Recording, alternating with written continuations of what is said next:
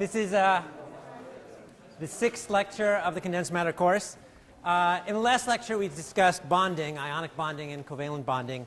And there were three other types of bonding that were on a list that we were going to cover eventually: van der Waals bonding, metallic bonding, and hydrogen bonding. And for various reasons, I'm going to push those off until later. We'll try to pick them up where they fit in. Instead, what we're going to do is we're going to go back and reconsider the motion of atoms. We're going to simplify our life an awful lot today, and we're only going to consider the motion of atoms in one dimension. So for the purpose of today, we live in a one-dimensional world. We're going to summarize everything we know about bonding very simply. We're going to imagine we have two atoms some distance apart. Let's call the distance x. And there will be some potential v of x, which represents the force between the two atoms. And the potential v of x, as we discussed last time, it probably looks something like this. This is v of x. Something like that. So it has an attractive bonding force, and then if the atoms get too close, the potential shoots off to infinity. Okay. So what we're usually going to do is we're going to expand around the bottom of this minimum in a quadratic way and approximate it as a parabola. So we'll write v of x is some v naught. V naught is the bottom. V naught here, plus, let's call this distance here from here to here, let's call that x equilibrium. That's the bottom of the well. In other words, the distance at which the atoms would most like to sit, the minimum of the energy. So we'll go give a quadratic term here, x minus x equilibrium squared plus dot, dot, dot. Okay? So the energy is minimum if the two atoms are separated by this equilibrium distance, and then it's some sort of parabola if the atoms are either farther apart or closer together. Okay? Now, we should be a little bit cautious in doing this because occasionally, by approximating something as a parabola, you throw the baby out with the bathwater. And in particular, if you're worried about thermal expansion, it's very important to keep the dot, dot, dot terms. The fact that, in fact, the potential is not a parabola. So let's think about that for a second. How does thermal expansion happen? Well, if you're at low temperature, the atoms, you sort of think of like a particle in the bottom of a potential well, but what we're really talking about is the distance between the two atoms. But you can sort of think about that distance oscillating back and forth, just like it was a particle in the bottom of a well. So it oscillates back and forth. The atoms get farther apart and closer together. They oscillate back and forth. And pretty much the average distance stays at x equilibrium. But if we give the atoms some higher amount of energy here, or higher temperature, then the atoms can oscillate into here, but out all the way to here. Okay? Because the potential is steeper on the inside than it is on the outside. Generally, the atoms will be able to make it this x max here, and this x min will differ a different amount from x equilibrium. In particular, x max plus x min over 2 will be greater than x equilibrium at t equals 0.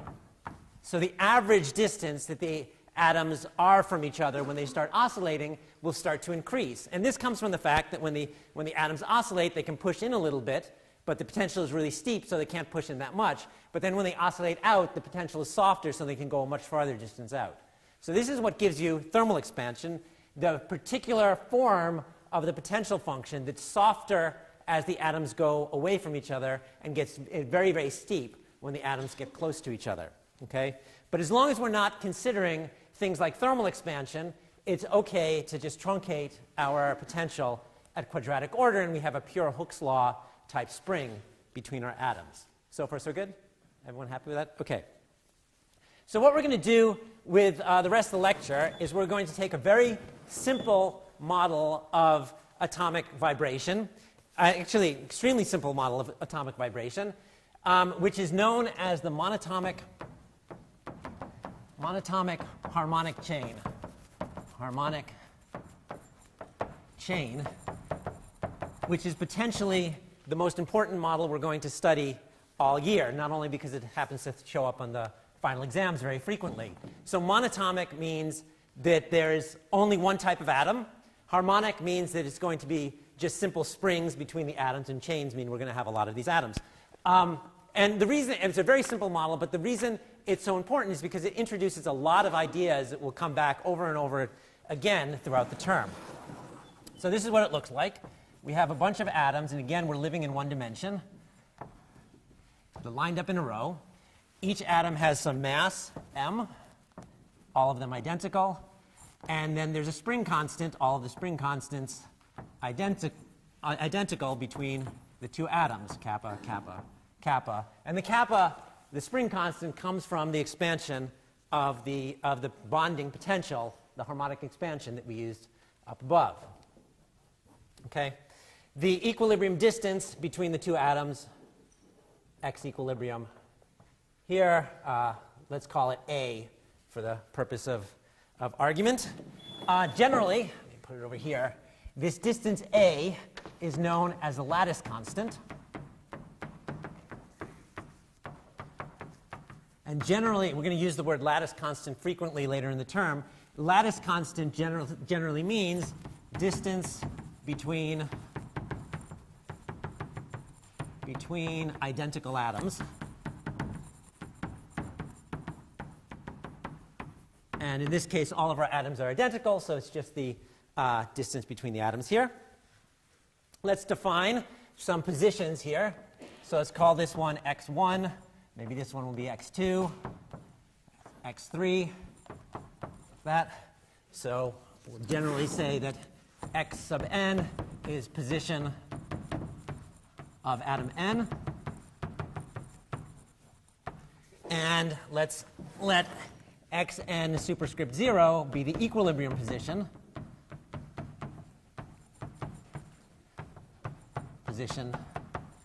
of atom n. So that's, if you imagine letting the chain come to rest and you measure the positions, they're all spaced by a distance a. So xn0 is just, we can let it be, if we let the 0th atom start at position 0, then we can just set xn0 to be n times a, each atom separated by a distance a from the next. And the quantity we're actually interested in is the deviation from the equilibrium position, which we'll call delta x. So delta x sub n is x sub n minus xn naught. And what we're going to try to do is we're going to try to figure out the vibrations of this chain using completely classical physics to begin with, and we'll worry about quantum physics later. So you've probably done coupled spring and mass problems, probably in your first year, and it's pretty straightforward. What you're supposed to do is you're supposed to write down Newton's equations for all of the masses. So that's pretty easy.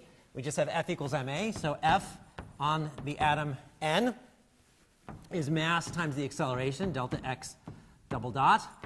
And so what is the force on x on the nth mass? Well, okay, it has a force from the atom to its right. So it's kappa, Hooke's law, delta x n plus 1 minus delta x n. And then it has a force from the atom on its left, kappa delta x n minus 1 minus delta x n. I guess we can simplify that a little bit by writing it as kappa delta x n plus 1 plus delta x n minus 1 minus 2 delta x n. And what we'd like to solve for is we would like to solve for the normal modes, want normal modes of this chain.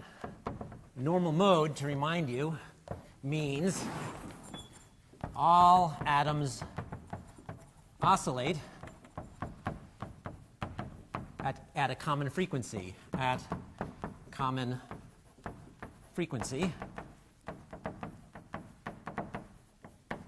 And if you remember how you did this in your first year courses, it ended up being an eigenvalue problem with sort of a matrix, the dimension of the number of masses you have. Now, we might have an infinite number of masses here to deal with if we have a very long chain. So it looks like an infinitely large eigenvalue problem, and that might be sound a little bit frightening. But it turns out that solving problems like this is really easy, and we're going to use the same kind of trick over and over this year.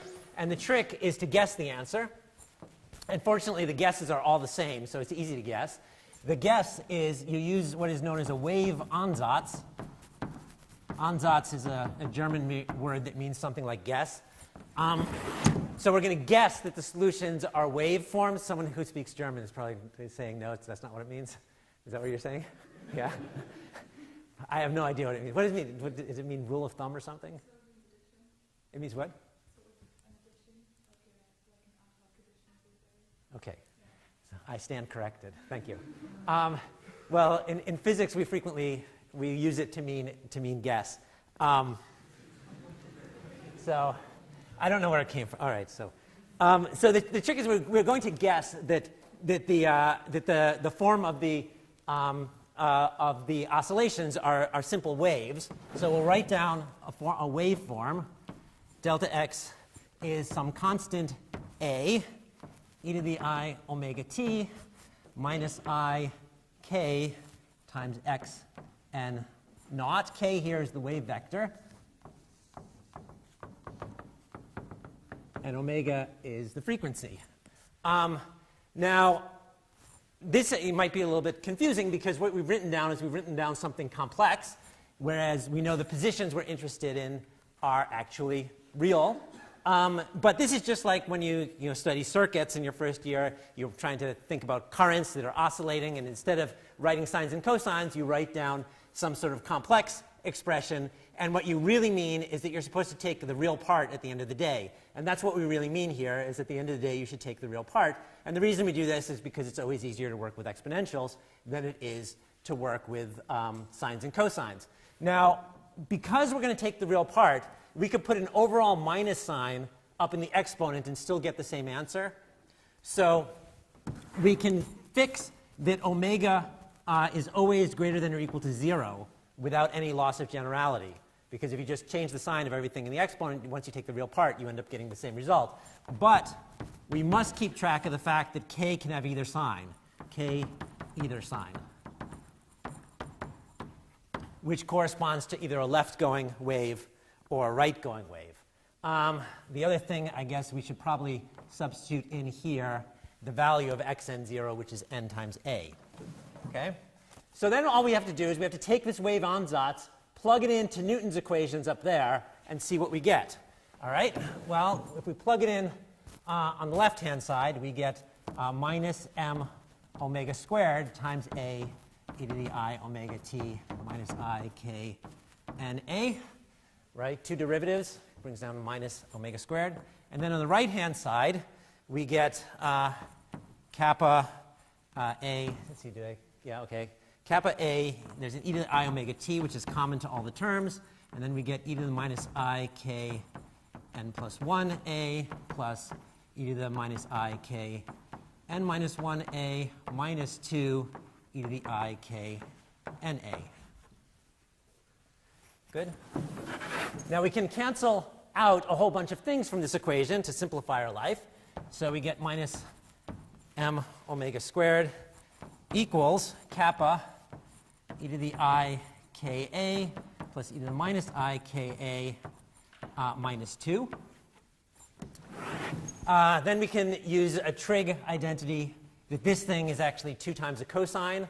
And I'll actually move the m to the other side as well. And we get omega squared is kappa over m, 2 minus 2 cosine ka.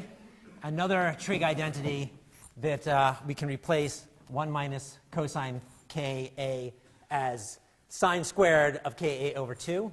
So that gives us a total of 4 total of 4 k over m times sine squared of ka over 2.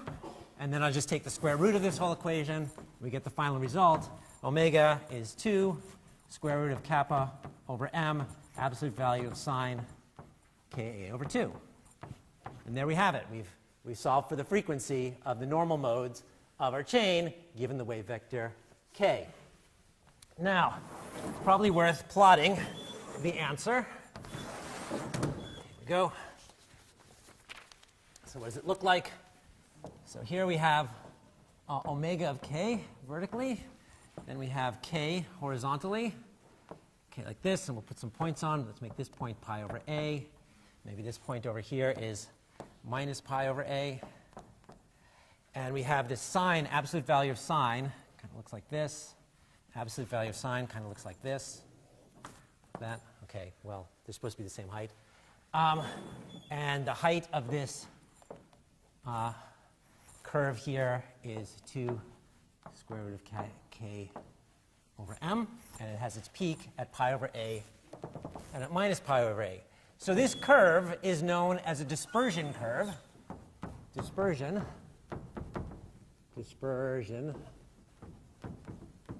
curve, which just means omega as a function of k.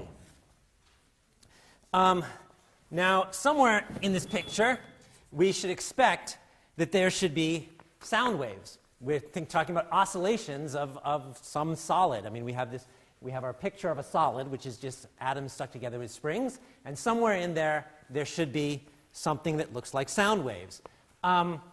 Where are the sound waves? Well, sound wave is a very long wavelength phenomenon. The definition of sound is that it should be a long wavelength oscillation. So we should really be looking down here at small k to look for sound waves. Just as a sort of mnemonic, the sound that you hear has wavelengths somewhere between like a centimeter and several meters.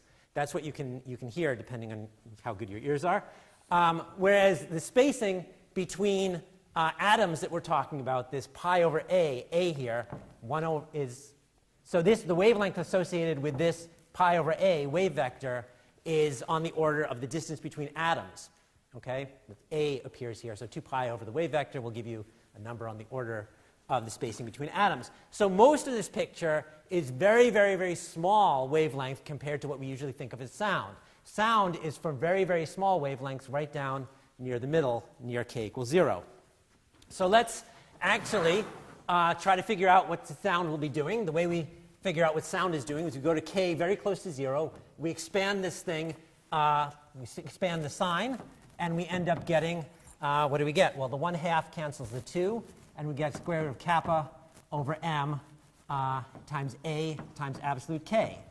And you'll remember the definition of the sound velocity is that frequency should be sound velocity times absolute k, and so we've derived sound velocity is square root of kappa over m times a. There we have our sound velocity. Now, if you took the fluids course last term, you'll remember that sound can also be defined in terms of things like compressibility of a fluid. And we should be able to get the same velocity of the sound from the formula that you derived last term, which is square root of 1 over density, mass density here, mass density, times the beta, the compressibility.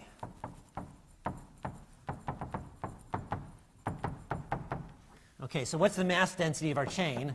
That's easy. It's just 1 mass per distance a. And what's the compressibility? Well, first we have to figure out what the definition of compressibility is. It's minus 1 over v, d volume, d pressure, but we're in one dimension, so that gets replaced by minus 1 over length, d force. So if you think about one little piece of the chain, the length is 1 over a, length is a, and d force from Hooke's law is minus 1 over kappa. So the compressibility is just 1 over kappa a. And then if we plug in these two expressions into that, well, okay, let's do it here.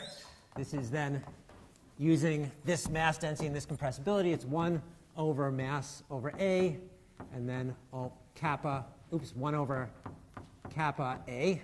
And that gives us, in fact, the same result that we had over here, square root of kappa over m times a. So it agrees with the expression we would get from a hydrodynamic picture of what sound waves should be.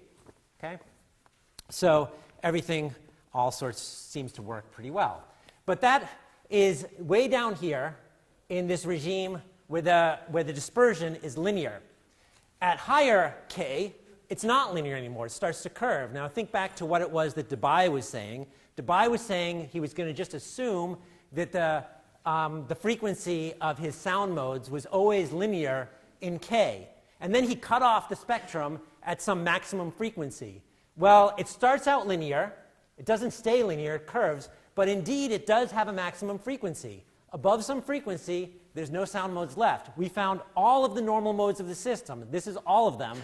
And they have only they only have frequencies between 0 and this frequency here. So Debye was right in that respect, that there really is a maximum sound wave frequency. It's not, well, we wouldn't call it sound, but it's a vibrational frequency of this chain. It's worth looking a little bit more closely at this point here, which is the highest frequency excitation, highest frequency normal mode. So that occurs at k equals pi over a. And how are we going to look at that more closely? Well, let's write down what the waveform would be. It's a e to the I omega t minus I pi over a times an, or it would be a e to the I omega t times minus 1 to the n, which means that every alternate even versus odd mass is moving in the opposite direction. And that's the highest frequency you can possibly get. OK, at this point, it's worth seeing a movie. So let me, here we go. See if it works today. Oh, beautiful. OK. So this is a program we can download from my website. It was written by Mike Glazer. It works on Windows. It works under Wine on Linux. I think it probably works on Mac, but I'm not sure about that. So the purpose of it is to show you what oscillations of one of these chains actually looks like in detail. So here we click monatomic chain, and we're going to click longitudinal, which means, oops, my gosh, change the speed. There we go. So you can change the speed of oscillation as well to make it easier to see. So what we have here in this corner, over here, you have this dispersion curve, and you can change k back and forth from high k to low k. So let's start with a fairly low k. Okay, make the speed fairly fast so you can see what's going on here. Okay, and you can see at fairly low k, come on. Yeah, you can see that this is sort of a long wavelength oscillation where everyone sloshes left, then sloshes to the right, and back and forth and back and forth. Now, as we increase k, it oscillates faster and faster, and the wavelength gets smaller and smaller, and until eventually it's oscillating really, really fast. And I'm going to have to slow down the speed so you can actually see what's going on. When you get to pi over a, this point here, you can see that every other mass is going in the opposite direction. And if you think about it for a while, you'll realize that there's a good reason why this is the highest frequency that you can possibly get, that you can't do any better than having every other mass opposing its neighbor. That if you want to get really high compression or high frequency, this is the highest frequency you could possibly get. OK, so I'll leave that for you guys to play with. I recommend messing around with it a little bit. We're going to have a problem turning that back on. All right, anyway. Good. So the most important thing that we deduced in this calculation is that the dispersion is periodic in k. It was proportional to a sine, and you'll see that the dispersion just keeps going exactly like itself over and over with sort of a periodicity. From here to here, you just keep replacing over and over. It looks exactly the same. This is not a coincidence. There's a general law that if you have something that's periodic in real space, like a chain, which has a periodicity delta x equals a, if you take our whole chain and you shift it over by a, you get back exactly the same chain again. If you have something that's periodic in real space, I should also say that real space is also known as direct space. That will imply that you have a dispersion which is periodic in k space, also known as reciprocal space.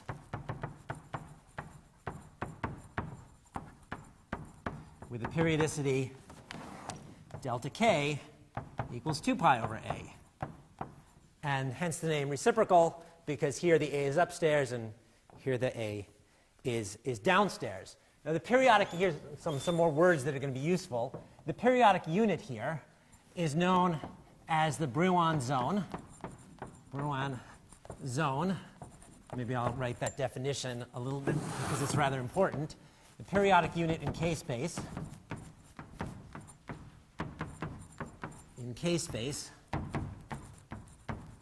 equals the Brouillon zone. And I apologize not only to German speakers but to French speakers now that, that this word Brouillon, Louis de Brouillon, is a word that English speakers have a terribly hard time pronouncing correctly, and probably anyone who speaks French will cringe at how I butcher it. But I'm not the only one. Every English speaker butchers this name. I really apologize about that. I almost failed French in high school, so I've never gotten any better at it. But I think it's something like Brouillon. That's my best guess about how it's supposed to be. Okay, now why is it, this is a very important principle that we have periodicity in K space. Why is it we have periodicity in K space? Well, let's find out. We have our waveform, delta xn, is a e to the I omega t minus I k n a. And then let's take k and shift it by 2 pi over a. Shift it by this entire length from here to here. We'll take some particular k and move it by 2 pi over a and see why we get back the same thing. Well, let's do that shift, e to the I omega t, and then we get minus I k plus 2 pi over a times na, and that equals a e to the I omega t minus I k n a times e to the minus I 2 pi n, and this thing here is 1. So in fact, we're getting back exactly the same waveform that we started with. The reason the dispersion curve looks the same at this point here and this point here is because they're describing exactly the same wave. The wave is unchanged by shifting k by 2 pi over a. Okay? This is an extremely important principle that will come back over and over and over. Now, this might be something that you'll find disturbing to begin with. Okay, now we have a problem here. Okay, now see if I can show you this. Oops, no, come back. Okay, let me show you something else. See if it comes back up eventually. Yes, okay, good.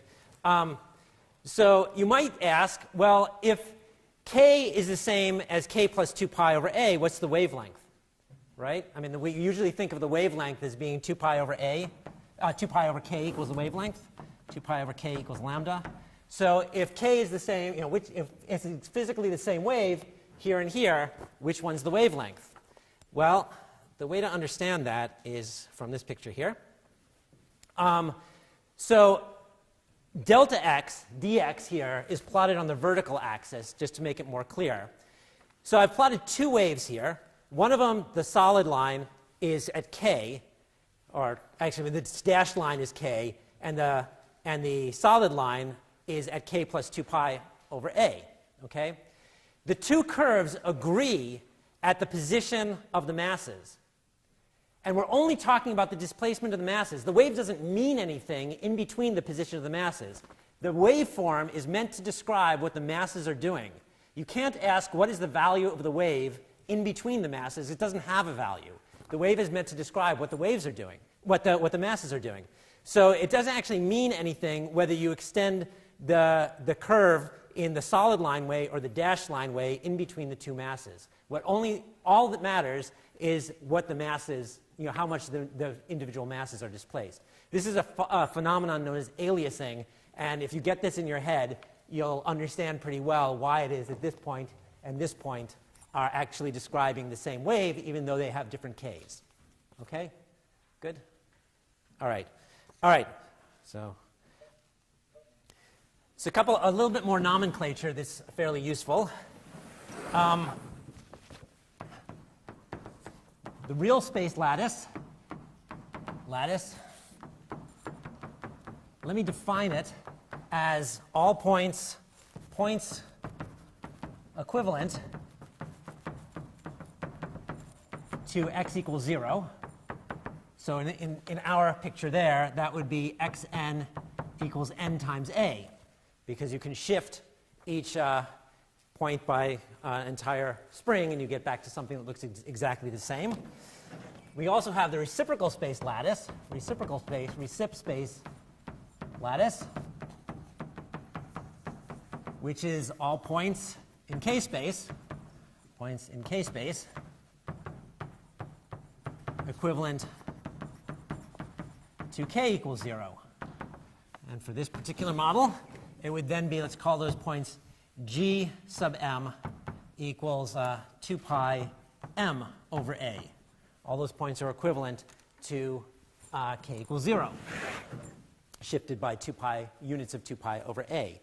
Now, it's actually something that is kind of interesting and will be important later on this year, is the e to the I gm xn is always equal to 1 for all of the points in the direct lattice and all the points in the reciprocal lattice. You can choose any combination of those points and it will always give you 1.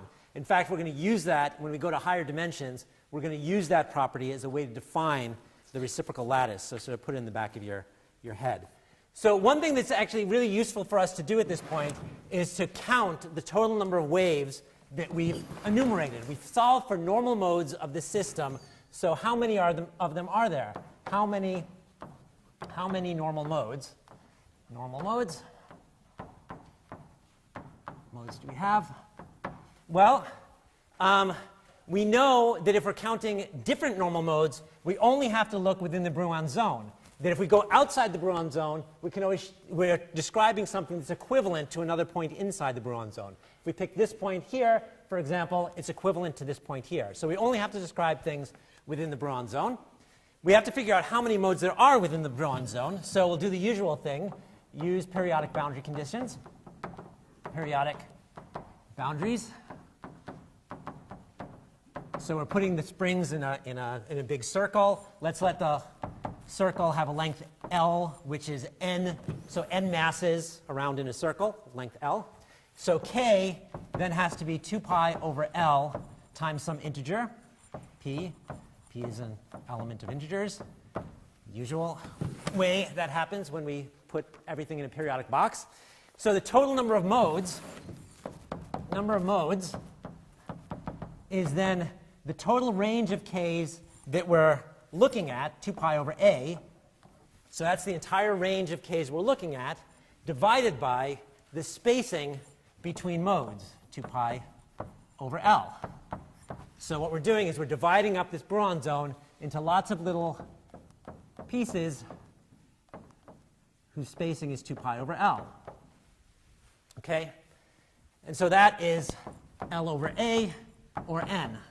So the total number of normal modes that we've solved for is n. There are n normal modes because there were n masses to begin with. This should not be surprising. You probably found this when you studied mass and spring problems before. If you start with n masses, you inevitably get n normal modes. And this is actually exactly what Debye had guessed before, that he wanted to have just the same number of modes as he had degrees of freedom in his system. Okay, so far, everything we've done is completely classical so far. So now we're going to move on to quantum mechanics. Quantum. So in quantum mechanics, there's a very simple rule, which is that if you have a normal mode, a classical normal mode of frequency omega, when you go to quantum mechanics, that becomes eigenstates with energy h bar E sub n equals h bar omega n plus 1/2. So what is this n telling us? This n is telling us you pick a particular normal mode that you're looking at, and this n is basically telling you the amplitude of that mode. That if you let it oscillate a lot, it has a lot of energy. If you let it oscillate a little bit, it has only a little bit of energy. So it's the difference between big N and small n. But the key thing is that the energy is quantized in integer units of this h bar omega. Now, this is an important definition that a quantum of vibration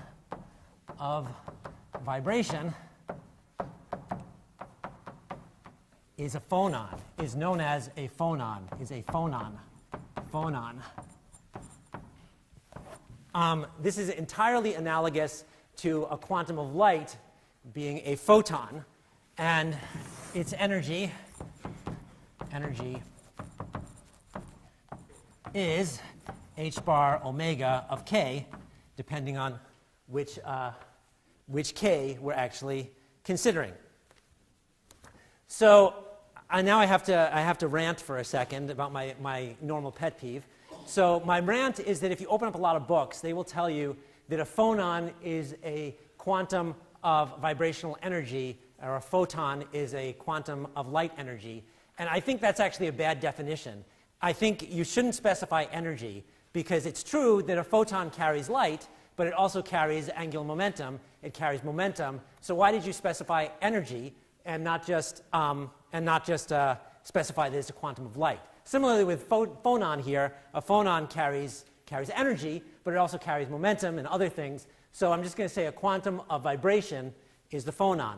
So to be a little bit more specific about what I mean here by a phonon, we pick a particular normal mode or a particular oscillation frequency, a particular wave vector k, and then we say if it's in its ground state, n equals 0, we say there are no phonons filling that state. If you excite n up to 1, we say there's one phonon in that mode. If we excite n up to 2, we say there's two phonons in that mode. It's exactly similar to what you do with photons and light. Now, of course, these phonons have to be bosons, because you can put phonon is a boson, because you can put more than one phonon in a given mode, given k mode. And its energy of the phonons in a particular k mode is h bar omega k. So this is the energy of the phonons in a particular k mode times the Bose factor. There's another indication that we're talking about bosons here. Bose factor plus 1/2. So the Bose factor here tells you the expected number of phonons in the particular mode at a given temperature. Okay? Is everyone comfortable with this? It should look a lot like what you did with photons earlier. Yes? Yeah, okay, good.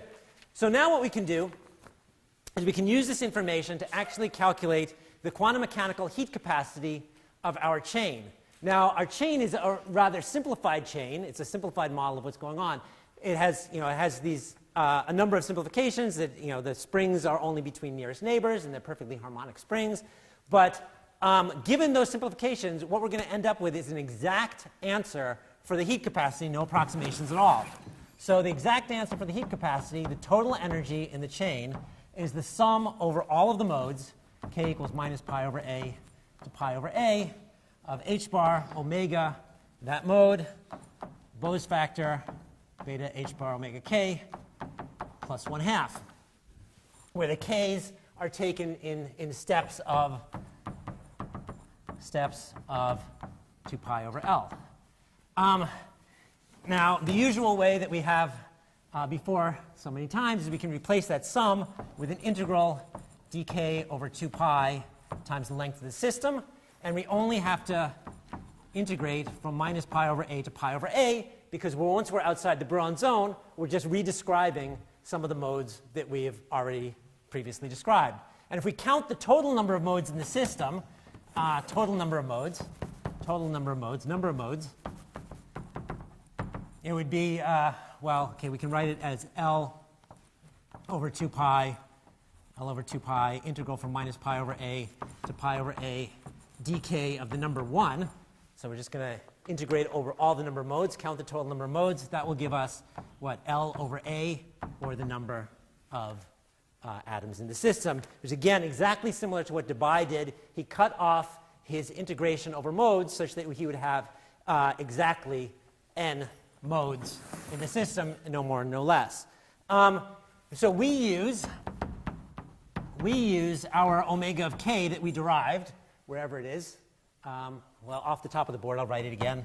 We use 2 square root of kappa over m, absolute value sine of ka over 2.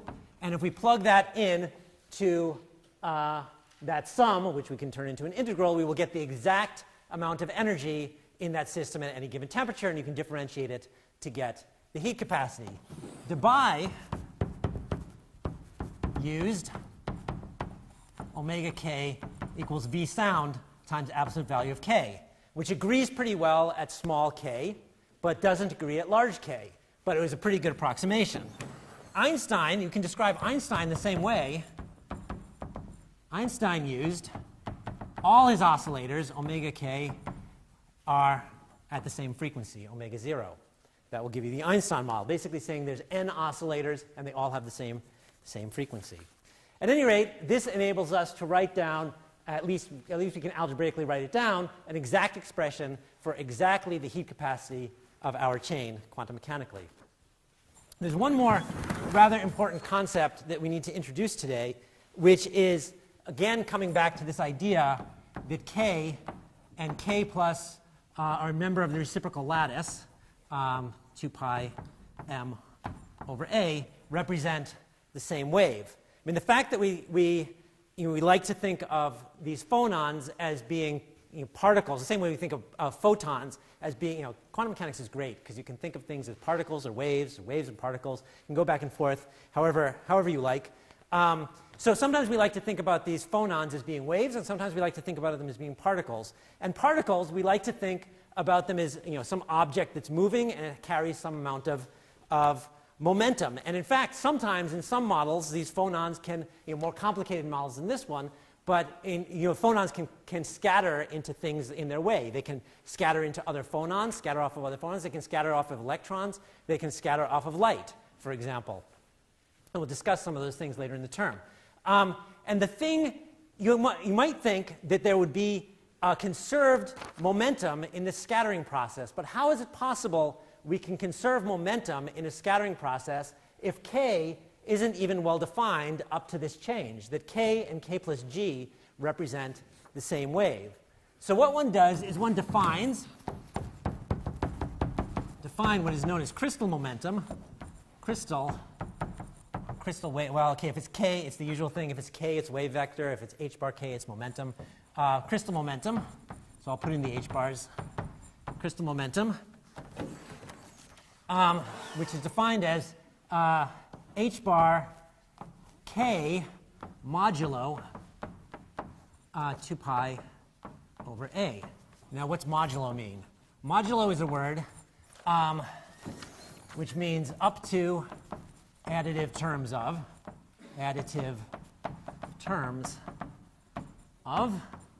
So, for example, 12 mod 5 equals 7 mod 5, modulo 5, because up to an additive term of 5, 12 and 7 are the same. 2 mod 5 is also the same. Okay? So, in other words, we're confessing that momentum is not conserved up to this factor of 2 pi over a, that you can take and give factors, additive terms of 2 pi over a freely. And this might disturb you because you might really like this thing called momentum conservation. But we really need to think back to why is it that we wanted momentum conservation in the first place. If you took the symmetry and relativity course last term, you'll remember that momentum conservation comes from a symmetry of space. And the symmetry of space that it came from was translational symmetry of space. And so you can translate your attention in space to anywhere you want, and all the laws of physics remain the same. In our model here, we don't have that anymore because we're only allowed to translate by A. Our translation group is smaller than out in the vacuum of space here. We're only allowed to translate by A, and because of that, we get a less strong conservation law, that instead of having momentum completely conserved, we only have momentum conserved up to 2 pi over a. Okay? So that's what's gone on here. It's very similar to this idea of Noether's theorem. It's not exactly Noether's theorem. Did people tell you about Emmy Noether? She was an amazing mathematician from the early part of the 1900s. Noether's theorem, strictly speaking, only applies to continuous symmetries, and this is a discrete symmetry, but it's very, very similar. And the reason we're getting less strong momentum conservation than we had when you think about regular particles in space is because we don't have the same translational symmetry of space. We only have a discrete translational symmetry.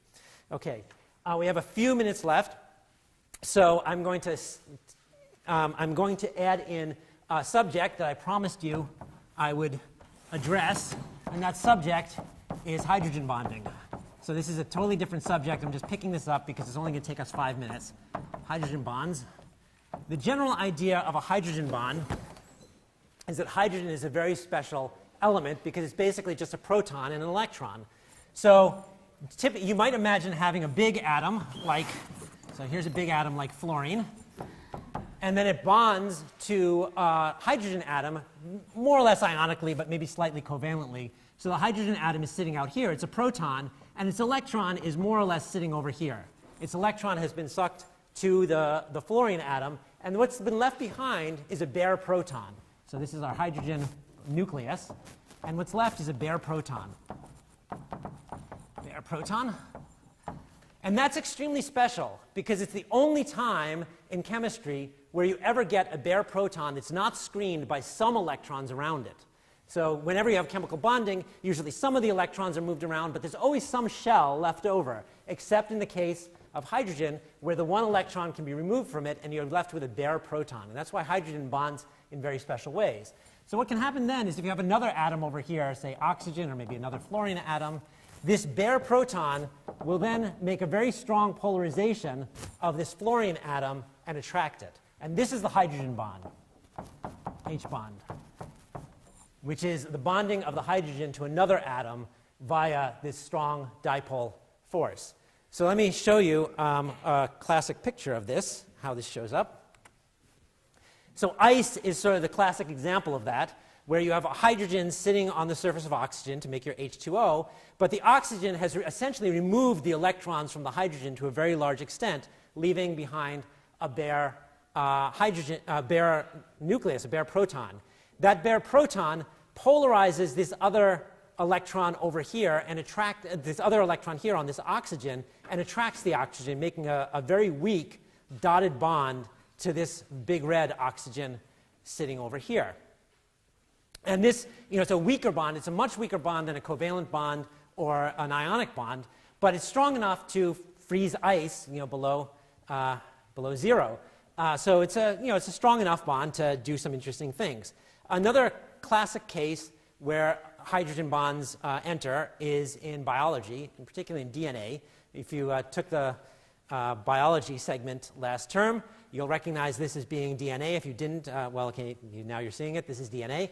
And you'll see, so DNA is made up of this double strand, and right down the middle of the double strand, where the two strands zip together, there's a hydrogen bonded to an oxygen. This bond is the hydrogen bond. The hydrogen is really bonded to the nitrogen over here, and it has a weak bond to the oxygen over here. And you'll see that there's a similar hydrogen bond from a hydrogen here to a nitrogen here. Similarly, hydrogen bonds right down here, and hydrogen bonds down right here. So it's a hydrogen bond that holds together the DNA right down this zipping. So when you pull the strands of DNA apart, you're breaking hydrogen bonds. So I think that's all pretty much we need to know about hydrogen bonds, and I guess we will we'll pick up again tomorrow.